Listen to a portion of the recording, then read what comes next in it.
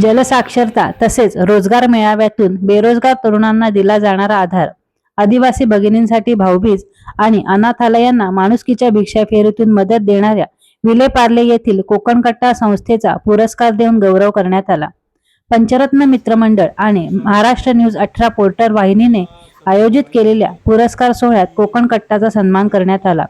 संस्थेचे संस्थापक अजित पितळे आणि सहकाऱ्यांना हा पुरस्कार प्रदान करण्यात आला। कोकण कट्टा या सामाजिक संस्थेला प्रदान करण्यात आलेला पुरस्कार कोकण कट्टाच्या सदस्यांनी अक्कलकोट येथील वटवृक्ष श्री स्वामी समर्थ महाराजांच्या चरणी अर्पण केला।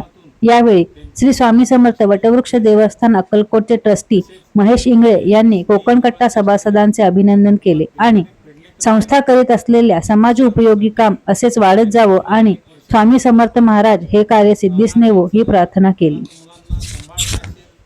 किंवा गोरगरीब रुग्णांना मदत असेल किंवा कष्टकरी मोलमजुरी करणाऱ्यांना अन्नदान असेल, अशा प्रकारची सेवा ते नियमितपणे कोकण कट्ट्याच्या माध्यमातून करत असतात। तर या पुढील काळात देखील असंच कार्य त्यांचं वाढत राहावं आणि स्वामी समर्थ हे कार्य सिद्धीस नेवं, अशा प्रकारची मी स्वामी समर्थ चरणी प्रार्थना करतो। श्री स्वामी समर्थ।